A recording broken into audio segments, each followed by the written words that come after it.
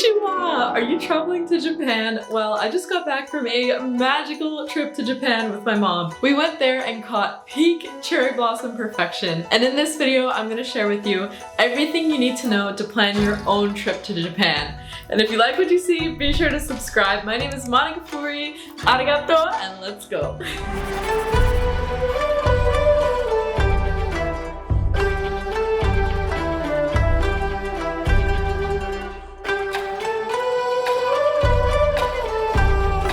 First of all, let's start. What are my overall feelings on Japan? The best way to describe it is shocking. I've traveled to 33 countries and Japan is unlike anywhere else I've traveled before. And once you go there, you will understand why. Everything in Japan just feels like another world. Every single thing, and I am so excited for you to experience it. So let's get started. First of all, how do you get to Japan?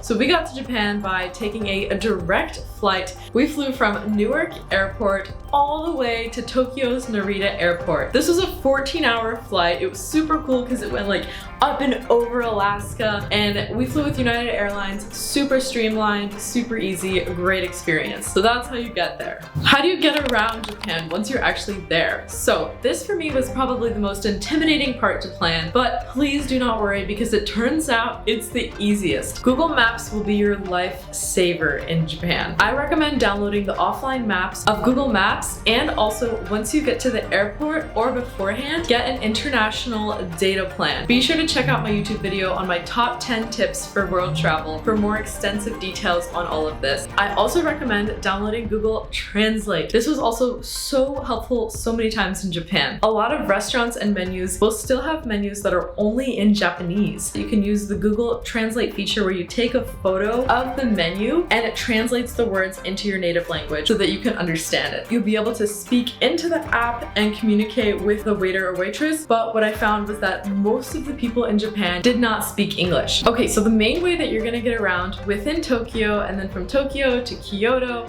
to all the different areas is going to be with the rail system. So there's the Japan Rail Pass you can get, or you can get individual tickets for each place that you're going. We personally opted for individual tickets because we wanted that flexibility when chasing peak cherry blossoms in Japan. Cash is crucial in Japan. For such a technologically advanced country, I was still pretty shocked at how many places having cash saved our butt. So be sure to have cash, and this cash will come in handy because you're able to purchase the Suica card, and the Suica card is basically your Japan all access card. The Suica card is the way to go, and you can get it once you land at the airport, and then if you have any leftover funds at the airport, and they'll refund the outstanding amount to you. There's also another option, the Suica app, that you can get on your phone, so you can just recharge it on your phone and tap in and out of a lot of places. That's also a really convenient option. Another very convenient option for getting around Japan is good old Uber, and everything is very fairly and honestly charged through the Uber app. Japan is not a destination where you have to worry about tourist scams. Everyone was extremely honest and respectful. How long should you stay and travel in Japan? I recommend 10 days. That fits in perfectly with a corporate PTO schedule so that you can take the first part of the weekend, the second weekend, and then that whole week in between, and then one extra day. This will allow you an adequate amount of time to immerse yourself into the unique Japanese culture and explore a couple different places. For our trip, we focused on Tokyo and Kyoto, and we found it was very easy to get around everywhere very quickly with the train station. Now,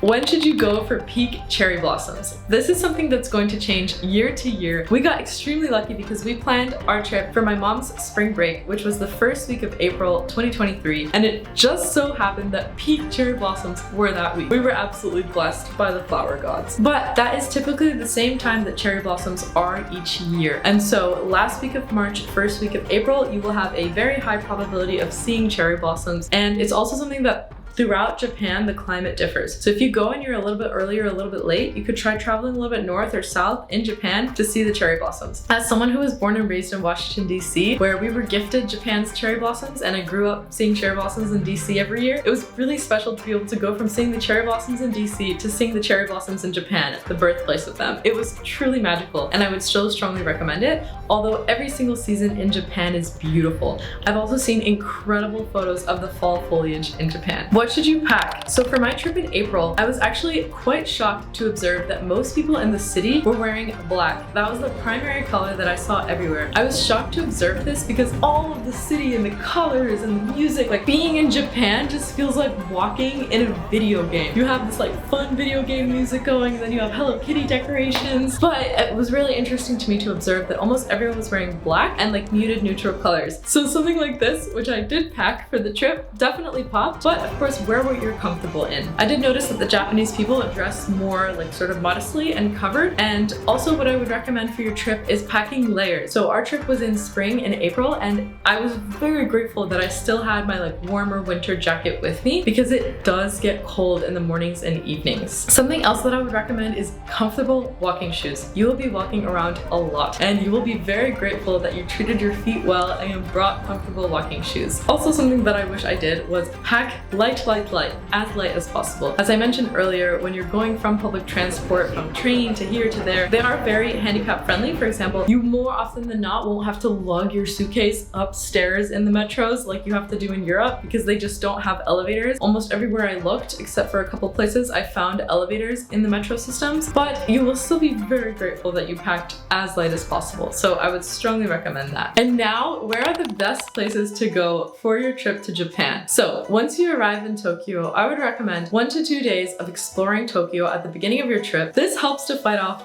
first, jet lag, because Japan is exactly the opposite side of the earth as the east coast of the US, if that's where you're coming from. And closer to the evening, you will feel the jet lag. And so I would recommend getting a great matcha to help with that and exploring Tokyo. And keep your eye on the weather app and plan a trip to Churieto Pagoda in Japan. It's around 2 hours south of Tokyo, following the metro systems. So we took 3 different metros that connected to one another that took us to this iconic view. This was both my mom and I's favorite view and experience in all of Japan. Keep in mind, it is extremely touristy and popular, but for good reason. My pro tip to you would either to be get that first train out of Tokyo right at 5 a.m. to get there at 8 a.m. or stay right there in the town of Fuji Yoshida, which also has that iconic street view so that you can get there for sunrise, because it is an extremely crowded and popular spot, but like I said, for good reason. Cherry blossoms galore, and if it is a clear, beautiful day, which is very important to check for, you will see Mount Fuji. Now, what should you do back in Tokyo? So when you think Tokyo, you think crazy crowded streets and crossings and food. So the first thing that I would recommend doing for a full immersion into Tokyo is checking out the Shibuya crossing. This is known as the most crowded intersection and crosswalk in the world. We literally crossed it like 6 times just because it was such like a shocking movie type experience. So basically, like, all these people gather around the intersection, the light turns, and it's just like all crossing in all directions, and everyone's getting videos, and it really sounded like the music on the billboard was like getting louder at the climax of the busyness of like everyone crossing. It was an experience, and I strongly recommend checking it out. Next, I recommend checking out the Tsukiji Fish Market. This is a popular tourist spot, but for good reason. We tried amazing steak, sushi, matcha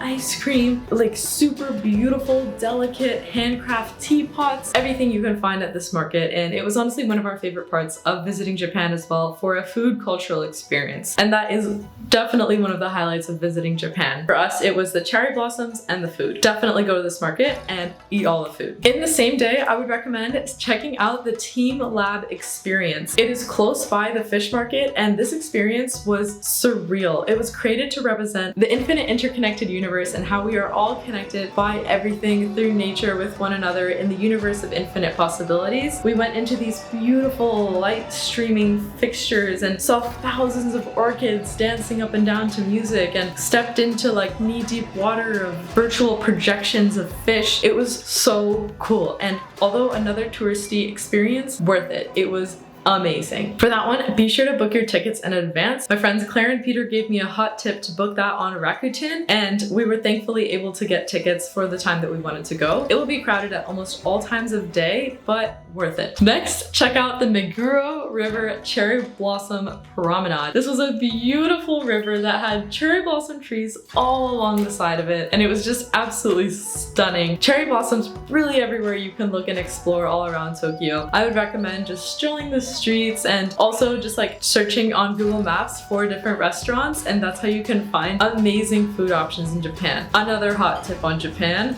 lines and pack your patience. Should have included this in the packing section. Pack your patience. So patience is probably the most important thing that you can pack for your trip to Japan, because they don't really do reservations. So if you want to go to a high-end restaurant, there's one place that we waited for around 3 hours in line just to get like an amazing steak. It was worth it, but oof, was my patience tested. So pack your patience for your trip to Japan. Lines almost everywhere for everything, but worth it. The next thing that I recommend doing in Japan is visiting the famous shrines and markets, especially in Asakusa. The shrines here were so cool to see, observe, learn about, and it was really fun to pick out a fortune for myself. It was crazy how spot on it was. It was just 100 yen and you could get a fortune, and wow, it motivated me so much. It was perfect. Strongly recommend. Another thing to do is be sure to explore Tokyo by night. Tokyo is one city during the day and one city at night, and both are very worth experiencing. Next, take the Shinkansen, aka the high-speed bullet train,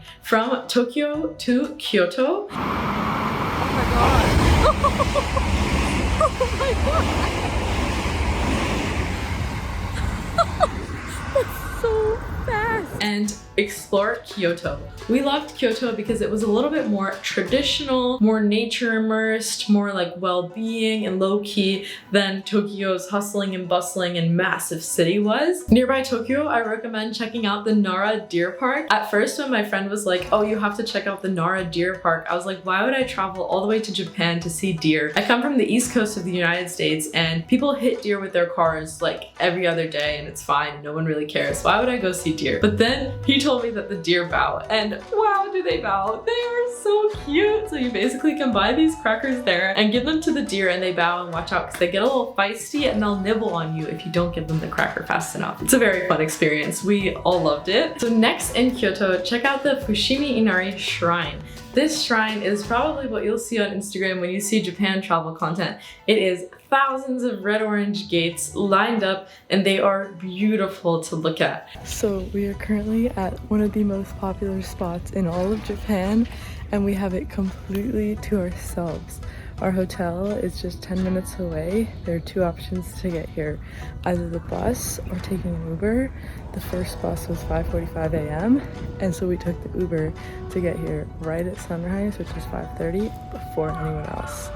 That's the pro tip. Pro tip, go super early in the morning. We went at 5:30 a.m. and there were only just a few other photographers there. It's really cool and peaceful to walk around, and if you just go like further past the front of the entrance, you can see so many lined gates and really explore around and take in the history and the magic of this area. It's super cool. Then another popular spot to check out is the Arashiyama Bamboo Forest. Honestly, this place didn't blow my mind, but it was very peaceful and beautiful to look at. And what did blow my mind was something that we accidentally stumbled across, which is the romance train. You can take this adorable red train and it'll take you on a journey through the mountains where you'll see a valley and mountains and rivers and cherry blossoms if they're still there when you go. And it's a very beautiful and scenic ride through Japan's nature, which was really cool to get to observe. Unfortunately, I wasn't able to find very many hikes or outdoor adventures when traveling to Japan, but maybe that's for advanced Japan travelers. So hopefully I can go back in the future and make a video on outdoor adventures in Japan. Then I recommend checking out Yasaka Dori Street. This street will make you feel like you've stepped back in time into like ancient Japan. It's so cool to walk around and see the beautiful shrine and the traditional lined streets around it. And Japan is also very well known for its abundance of onsens. I recommend checking out the Tenzin no Yu Onsen. This was really cool, relaxing, therapeutic. We went into the onsen. Some things to keep in mind that are a little bit unusual for people coming from the United States is no clothes are allowed. That is strictly enforced, and also absolutely no tattoos. You can search why. There are a bunch of different like old related reasons for that. Getting to go was a really cool experience. They also offered massages and smoothies and had a sauna and spa and everything inside.